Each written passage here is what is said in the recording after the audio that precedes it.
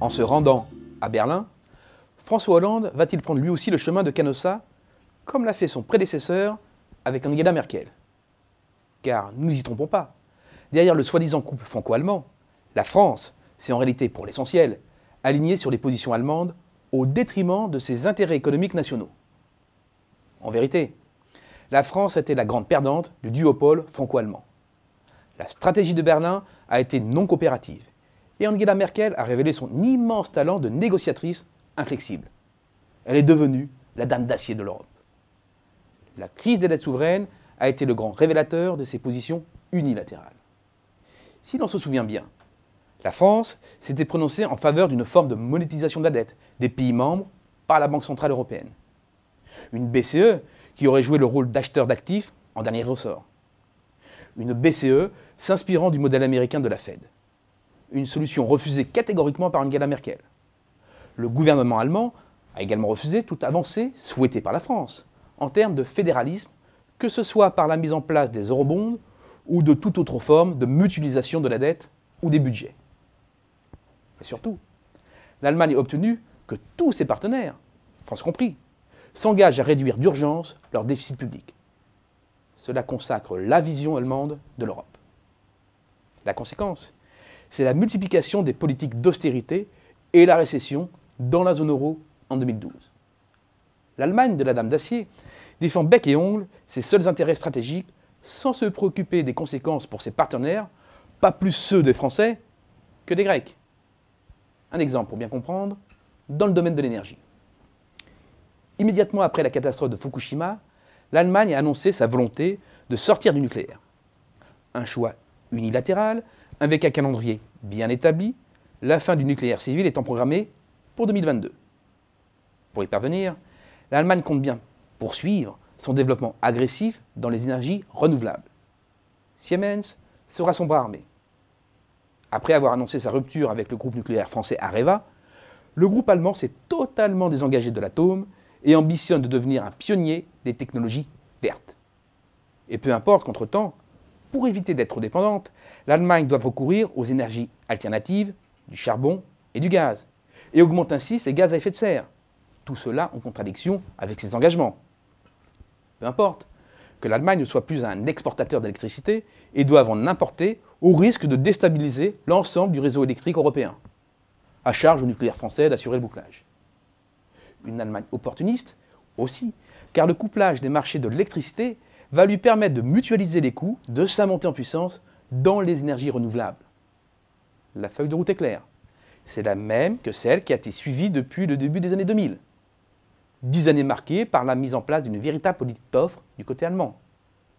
Une politique qui consiste à déformer le partage des revenus en faveur des entreprises pour améliorer leur compétitivité et leur profitabilité, à déréglementer le marché du travail, à accroître le niveau de gamme et la qualité de la production. Une stratégie qui s'est mise en place au détriment de ses partenaires européens. Pour la France, les conséquences ont été multiformes et néfastes. D'abord, la modification du partage des revenus en faveur des entreprises. On l'oublie un peu vite aujourd'hui, avec les annonces en cascade des hausses de salaires à venir dans l'industrie ou dans les services publics, les Allemands ont été mis à la diète au cours des années 2000, avec à la clé des baisses des salaires réels, c'est-à-dire corrigées de l'inflation. L'impact sur la consommation a été d'autant plus fort que ce mouvement s'est accompagné d'un glissement de la fiscalité en faveur des entreprises. Baisse des charges contre hausse de la TVA. La conséquence est double. La déflation salariale et le durcissement de la fiscalité en direction des ménages a conduit à un écrasement de la demande domestique. Moins de demande domestique, c'est d'abord moins d'importations. Cela libère aussi des capacités à l'exportation. Et les produits allemands ont été d'autant plus compétitifs que la charge fiscale des entreprises a été allégée et que l'Allemagne a profité de sa proximité avec les pays de l'Est. Au début des années 90, après sa réunification, l'Allemagne s'est trouvée sur son flanc Est, face à des pays en manque de capacité industrielle compétitive, disposant d'un réservoir de main-d'œuvre qualifiée et peu rémunérée, mais aussi de monnaie faible. Une véritable opportunité qui s'est concrétisée par une ruée vers l'Est, car elle permettait la mise en place d'une économie de bazar. Un business model qui consiste à délocaliser une partie de la chaîne de valeur pour ensuite importer des modules au coût réduit contrôlés et assemblés sur le territoire allemand et estampillés Made in Germany. La stratégie allemande apparaît ainsi clairement. En écrasant sa demande domestique, l'Allemagne a limité ses importations et facilité l'équilibrage de ses comptes extérieurs. En se lançant dans une concurrence fiscale et sociale et en jouant sur son avantage naturel de proximité avec les pays de l'Est, elle a pu inonder le marché européen de produits hyper compétitifs pour obtenir des excédents commerciaux massifs. Pour les pays de la zone euro qui n'ont pas pu réagir en dépréciant leur taux de change et qui n'ont pas voulu ou qui n'étaient pas en mesure de mener la même politique que l'Allemagne, la facture est lourde. C'est un fait incontestable. L'accroissement de la production et de l'emploi en Allemagne s'est fait au détriment de ses partenaires. La France, premier client de l'Allemagne et troisième fournisseur, avait le plus à perdre dans cette stratégie. Et c'est un fait. C'est le pays qui a le plus perdu. Massivement, comme le montre l'évolution de notre commerce extérieur. Le déficit avec l'Allemagne n'a cessé de s'élargir. En 2011, il a quasiment atteint 17 milliards d'euros. C'est notre deuxième déficit après la Chine. C'est le quart de notre déficit. En 10 ans, il aurait été multiplié par 2,5. Avec un tel palmarès, il est évident que nos points faibles le sont encore plus. Il est tout aussi évident que nos places fortes ont été enfoncées. C'est le cas des industries agroalimentaires. Comme vous pouvez le voir, notre solde a fondu, passant de plus d'1 milliard d'euros à peine plus de 200 millions d'euros. Et encore ce chiffre est flatteur. Sans les boissons, où nous disposons d'un avantage naturel dans les vins et le champagne, nous serions dans le rouge. Et cela n'est pas le pire, car nous restons excédentaires.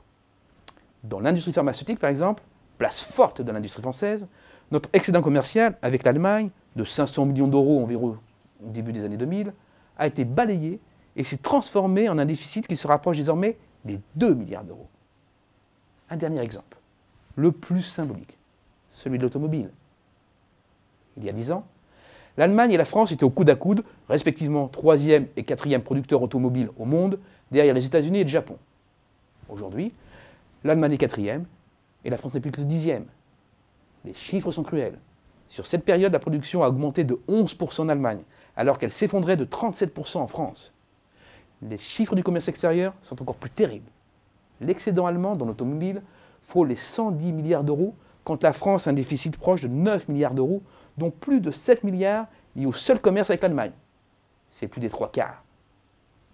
La France a indéniablement été la grande perdante de la stratégie allemande.